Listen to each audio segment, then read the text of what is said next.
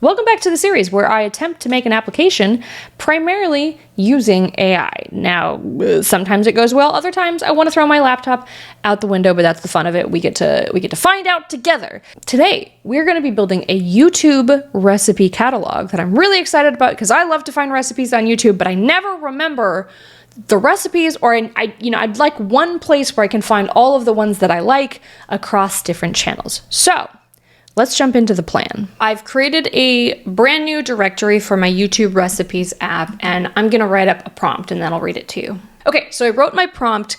I don't always include all of the criteria for the app that I'm going to build. Usually I will break up this into steps, but I just wanna see how far we can get if I give it all of the criteria that I want to use. Oh, I just forgot something. Okay, here it is. I'm building a YouTube recipe catalog. I should have the ability to paste in a YouTube link, grab the transcript, and using an LLM, the app will then generate a recipe from that transcript, which will be saved in a Postgres database.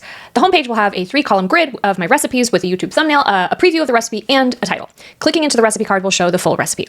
I also want to be able to search recipes with natural language. The app will have a search bar where I can ask any question and the app will fetch recipes most related. The app will also provide a blurb about its substitutions, tweaks, it might suggest, if any. This search will be done by storing recipes in Pinecone DB in addition to Postgres. That's a vector database. Each recipe will be a record in the vector database, and we'll use RAG to accomplish the natural language search. The app will be a Python backend and a React Vite frontend. In development, I'm fine running a frontend and backend server separately, but in production, I should only use one process. Include a Docker file for this app that I could run locally with live reloading. I also want to use Tailwind. So that's my prompt. That's a lot of instructions. Who knows what will happen? Let's give it a go. Okay, so while Cursor is busy building our app, let's go ahead and create our Pinecone database. So I'm just gonna call this YouTube recipes. I'm gonna choose text embedding 3 large from OpenAI, 124 dimensions. Generally, the more dimensions that you have, the more, I guess, nuanced the similarity search can be. I just need to remember that this is the model that I'm using. So let's go ahead and create index. Awesome. Okay, so I have, in this tab, I've got my API key. Don't freak out, I will be rotating all of these. What else do I need? I think that's it. All right, let's see how it's going. Still going, all right. This may take a while. Maybe I should go make lunch. Oh, I know what I can talk about. So I did a little bit of preliminary research on how to how to fetch the transcript from a YouTube video. And here's where I gotta say, please don't copy this application and try and put it in production because it won't work. Because, surprise, getting the transcript from a YouTube video is actually against their terms of service. So I'm doing crime here with it. Not really. I mean, I'm really only gonna be running this locally. And I know that YouTube also does some weird things about like blocking IPs. It like blocks all IPs from certain APIs or something like that. There are packages out there that will fetch YouTube transcripts. It's one of those things where like, is it technically against their terms of service to get the transcript? Yes, everyone does it, whatever. Am I a bad influence? Maybe. Listen, this is just a demo app. I'm not going to be selling this. This is just for my personal use, okay? So please don't report me. Anyways. One of the reasons why I'm going to be using a Python backend is for this, I don't know if you can see this YouTube transcript API. Now, I am typically a TypeScript girly, but I could not find a recent Node package that did this like YouTube transcript API. There actually was one, but it had not been updated in over a year, so I don't really trust that. And this one has been updated very recently, so I'm going to use that instead. Okay, wait, okay. I think we're almost ready. So it wrote this little setup script. What are we doing? Okay, check if Docker is running. Oops, I should probably start Docker. Okay, we got Docker running. Check to see if an env file exists. So I should go ahead and create that. So we're gonna create a new env file and we're gonna replace all this stuff. I'm asking if it actually created the database. Oh, okay, so we've got a Docker Compose that's gonna do that for us. Sweet. Okay, awesome. So according to my Docker Compose, we're going to have 3 containers running, one for our Postgres database, one for the backend, and one for our front end. But again, this is not exactly how we're going to be doing it in production when we launch it to Fly. For the record, I already know that we're going to run into problems when I deploy it to Fly, mostly because YouTube likes to to block IPs. So it may not work at all. We'll find out. Let's go ahead and do that. Oops, I need to chmod it. Let's go. Oh, we got some errors. All right, let's see. Well, we're gonna give this a try. Localhost 3000. Okay. Well, we've got the start of something, but it's face planting. So let's see. What is it? What's happening? Burr, burr, burr, burr, burr. What is the error though? But what is the error? Okay, cannot import Pinecone. Okay, I bet this is some like I've got the wrong version. Boop. This might take a few iterations. Sometimes when it gets the version wrong of a particular package, it's just like, let's try this. Let's try this. Let's try this. Okay, cool. Looking good. No more errors.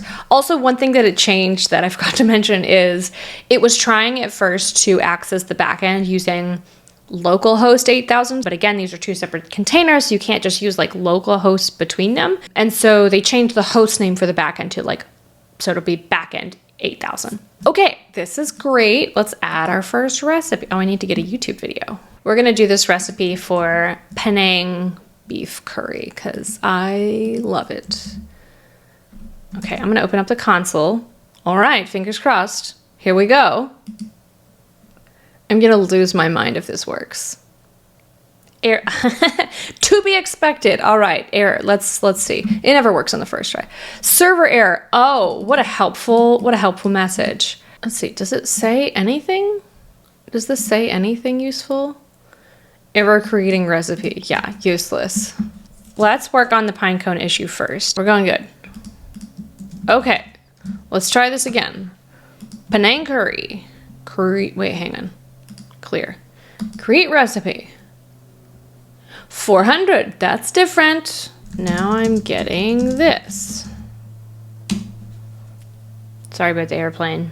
I told them not to fly, but they didn't listen. Oh, it's saying that it doesn't have transcripts available. That's not true though. All right, this video definitely has captions and it's a public video. Boom. Let's see what it says. I am almost positive this is like a problem with the package version. Like it's not the most up to date. I'm not entirely sure. And so it's probably using like the wrong YouTube API or something. Wow, it's taking forever. Oh, here we go. This suggests there might be an issue with the YouTube transcript API. What did I tell you? What did I tell you? Okay. 1.1.1.1. What are we using? Requirements. Aha! Okay. Okay. I knew it. I knew it. This is going to work. I have a feeling it's going to work. We're going to pip install. Pip install sounds so cheery. So cheery. Okay, let's give this a go. Penang curry. Take 1 million. Pending. Oh, it's taking its time. This is promising. It worked, y'all. It worked. Okay, let's check our Pinecone database to see if it added anything. Fingers crossed. Dang it. No records. Dang it. You know what? I think I know exactly what the problem is. Let's look at our logs real quick, though. Okay, I'm going to mention that it uses this model, the burp embedding model with 124 dimensions, if that makes a difference. I have a strong feeling that that's the problem. Let's see. Okay, so it's updating the model. It's deleting all this. What else is it doing? Upsert. Okay, let's give it a go. So we will stop our server and try it again. Just because I want to start over, I'm going to tell it to please delete existing recipes from Postgres. Okay, so we're starting fresh. Penang curry. All right. Boop. Let's see what happens. Can y'all hear the bubbles? Okay, okay, so we added the recipe. That's looking good. All right, here we go. Let's see, refresh. And it's, okay. What a letdown. All right. Oh, what? That's weird. Okay, this is great. We're getting a new error, but it's saying vector dimension 3072 does not match the dimension of the index 1024. Did we somehow change? When did we change it to 372? Am I going crazy? What is using 372? Am I going crazy, y'all? Am I going crazy? Because it says we're using text embedding large, and it says we're using 1024 dimensions, right? Right? What am I missing? Okay, I think I just need to create a new index. I don't know what's going on. YouTube recipes. We're gonna do text embedding small, and we're gonna do 1536. If this doesn't work, I don't know what's happening. All right, create index. Wait a minute. Hold the phone. No, that's right. Okay, never mind. I thought it might be an issue. Oh, okay. I don't know if this makes a difference, but the Pinecone environment variable that was loaded in is incorrect. We're gonna just start over, run it again. We should have the right environment variables now. We're using embedding models that should all be the same. Okay, add our first recipe. Boop. Okay, looking good. Let's refresh this. Oh my God. Yes. Yes, we did it. I don't know what the issue was. It might have just been, no, I guess it was the dimensions, but I have a feeling that the region, like the Pinecone environment being incorrect, may have thrown things off. Either way, I fixed everything. We fixed everything. Yay! Hooray! Okay, we've got this. Okay, let me add like a couple more videos in here, and then I'm gonna try the natural language search. Okay, so I have a bunch of recipes added. There's only 6, but that should be enough. Let's go ahead and search with natural language. So let's say I want to eat seafood. Let's see what it says. The first two these are good results. I mean, one is for salmon, one is for like a shrimpy, spicy soup. The rest of them, not so much. Let's do 0.4 instead.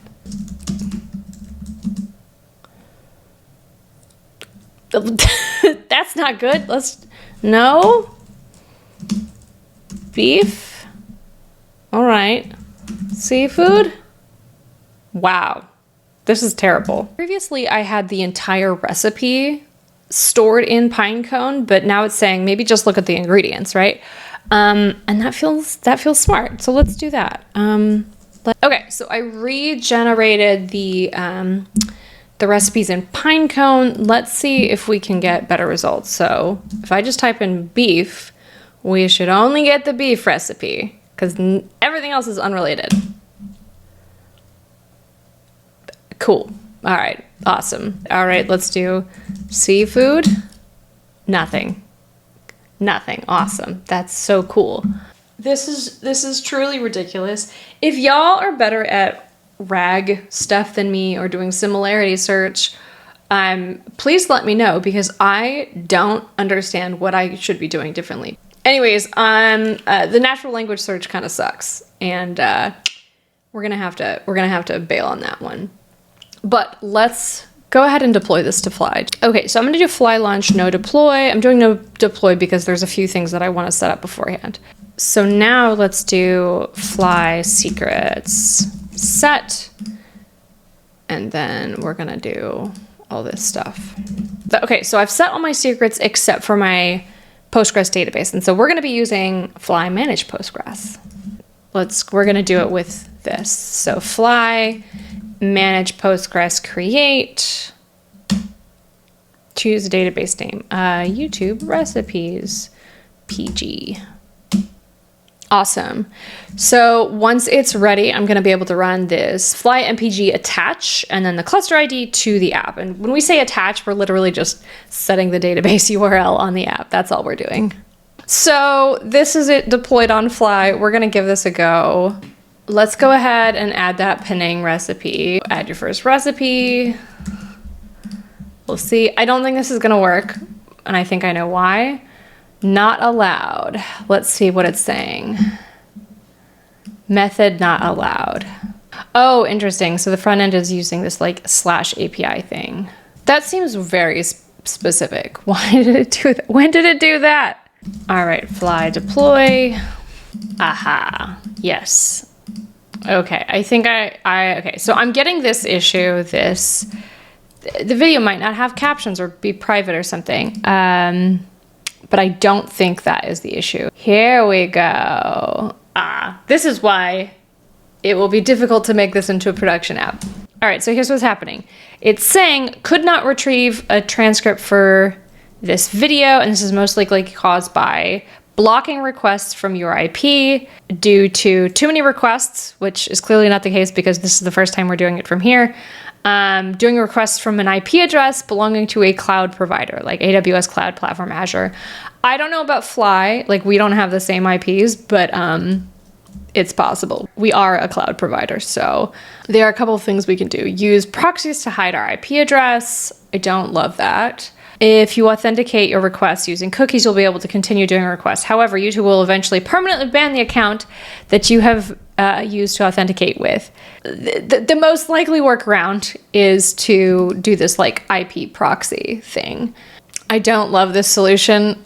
Mostly, I think my solution will be I'm not gonna actually use this in production because it's still technically against YouTube's terms of service, and I don't care enough about this app to make it live. So that's where we're at.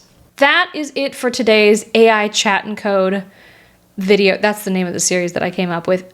If you would like to see me build a particular kind of app, maybe I should build a game. Would that be cool? I've never built a game before. I don't know anything about games. Anyways, let me know in the comment section below and I will give it a shot. With that being said, thank you all so much for watching, and I'll catch you in the next video.